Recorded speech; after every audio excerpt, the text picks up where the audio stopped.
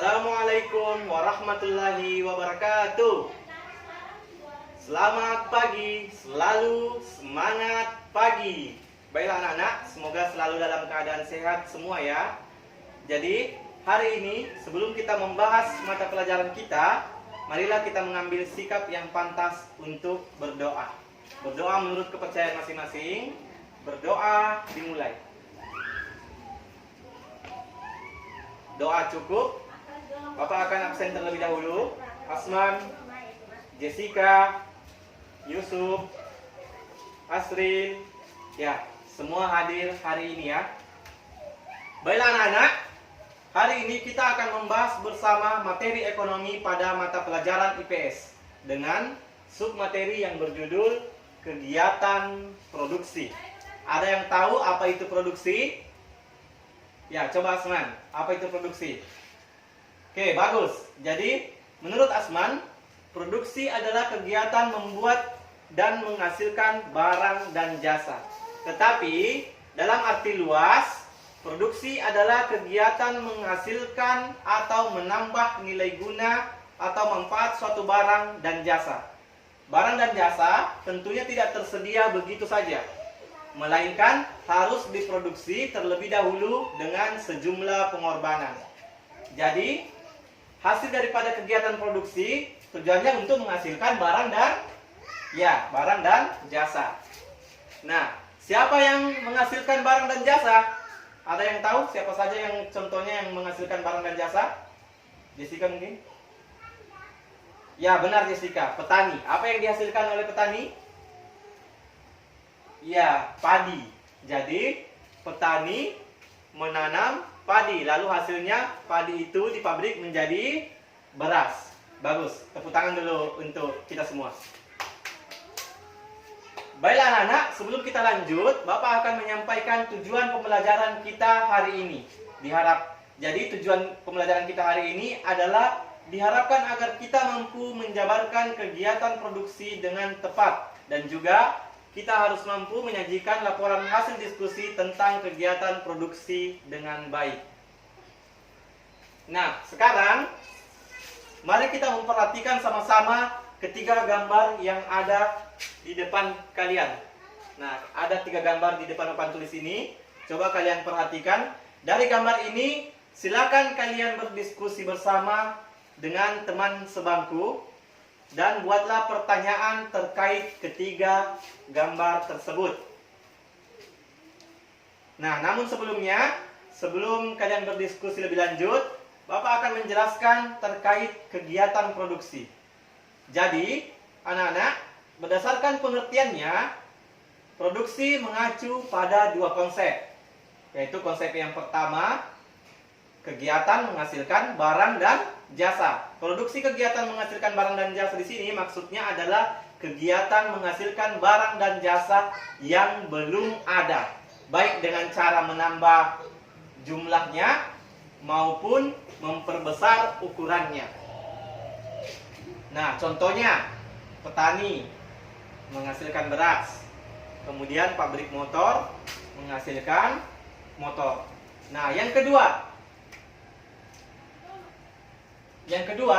terkait konsep produksi, yaitu kegiatan menambah nilai guna barang dan jasa. Nah, di sini maksudnya adalah kegiatan produksi tidak mengakibatkan jumlah barang bertambah, tapi menambah atau meningkatkan kualitas sehingga nilai gunanya barang tersebut lebih tinggi. Nah, apa yang maksud dengan nilai guna? Nah, nilai guna barang bisa ditingkatkan dengan cara mengubah barang menjadi barang setengah jadi. Jadi barang mentah menjadi barang setengah jadi, kemudian diubah lagi menjadi barang jadi, dan kemudian barang jadi ini bahkan setelah menjadi barang jadi, nilai gunanya pun masih bisa terus ditingkatkan. Contohnya pabrik garmen mengubah kain menjadi pakaian seperti celana dan baju. Ada yang mungkin bisa memberikan contoh yang lain? Yang mana yang dimaksud dengan kegiatan menambah nilai guna barang? Ya, Jessica.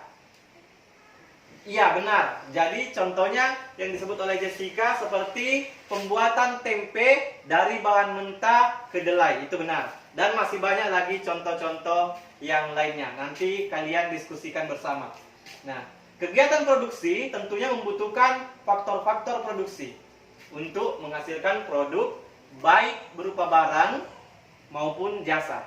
Nah, faktor produksi ini sering disebut juga dengan kata sumber daya ekonomi. Nah, sumber daya ekonomi digolongkan menjadi dua. Yang pertama adalah faktor produksi asli. Yang kedua adalah faktor produksi turunan. Nah, pada faktor produksi asli ini terdiri dari faktor produksi alam dan juga faktor produksi tenaga kerja. Faktor produksi alam atau disebut dengan sumber daya alam merupakan semua sumber yang tersedia di alam tanpa harus diolah terlebih dahulu dan dimanfaatkan untuk kebutuhan manusia. Contohnya, tanah, air, matahari, dan barang tambang. Kemudian, yang kedua, faktor produksi tenaga kerja atau yang disebut dengan sumber daya manusia. Nah, sumber daya manusia atau faktor tenaga kerja, faktor produksi tenaga kerja adalah tenaga kerja dan pikiran manusia yang digunakan dalam proses produksi. Berdasarkan kualitasnya, ada 3 kelompok tenaga kerja. Yang pertama adalah tenaga kerja terdidik. Apa yang dimaksud dengan tenaga kerja terdidik? Jadi tenaga kerja terdidik adalah tenaga kerja yang memiliki pendidikan formal sehingga memenuhi keahlian dalam bidangnya. Contoh, dokter, guru, dan angkutan atau akuntansi. Nah, yang kedua, tenaga kerja yang terlatih. Jadi tenaga kerja ini tidak melalui pendidikan formal, tetapi mengikuti suatu program pelatihan.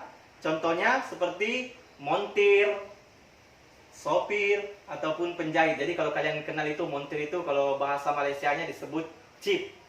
Oke. Yang ketiga adalah tenaga kerja tidak terdidik dan juga tidak terlatih. Jadi tenaga kerja ini tidak pernah mengikuti proses pendidikan dan juga tidak pernah mengikuti proses pelatihan.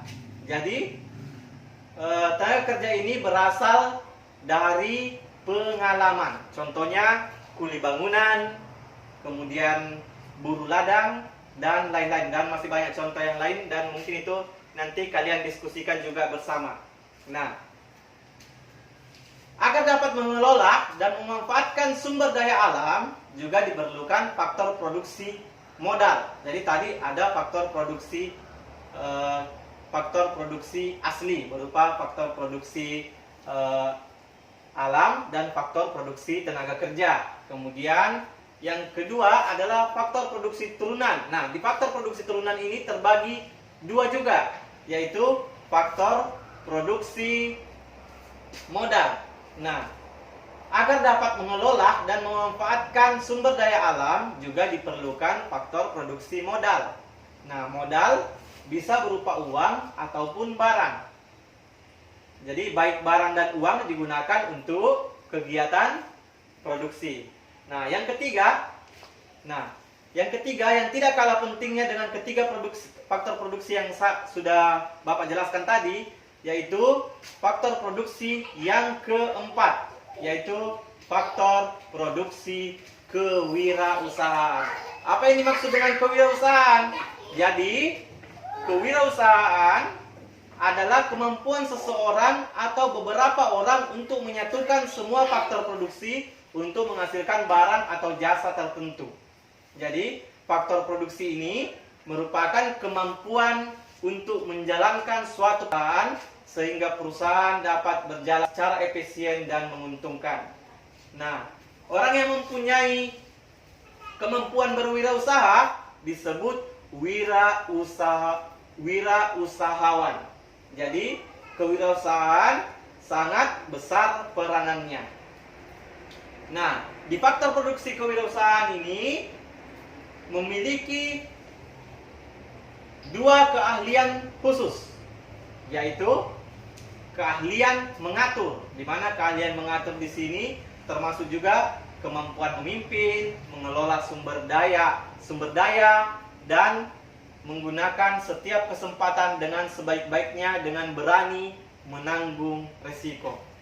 Yang kedua adalah keahlian atau kemampuan dalam bidang teknis, di mana kemampuan khusus dalam bidang teknik ini merupakan kemampuan khusus dalam bidang produksi, sehingga menghasilkan barang dan jasa, berorganisasi, kemampuan memilih, mengatur dan menempatkan orang-orang dengan tepat pada bagian-bagian dan menggerakkan orang-orang.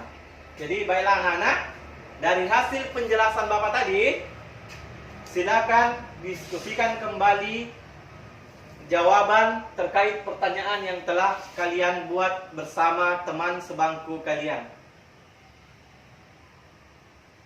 Baiklah anak, kita sudah melakukan diskusinya dengan baik dan semuanya telah melakukan presentasi dengan sangat sempurna. Dari presentasi tadi, apa ada yang mau membuat kesimpulan terkait kegiatan produksi? Ya, Asman bersama dengan teman sebangkunya. Apa kesimpulan dari kegiatan produksi menurut Asman dan temannya? Iya, benar. Jadi, kegiatan produksi adalah kegiatan menghasilkan atau menambah nilai guna atau manfaat suatu barang dan jasa. Benar sekali Asman. Tepuk tangan untuk kita semua. Baiklah anak-anak, materi pembelajaran kita hari ini cukup sampai di sini. Dan sebagai tugas kelompok di rumah, silakan membuat clipping yang berkaitan dengan kegiatan produksi minyak goreng.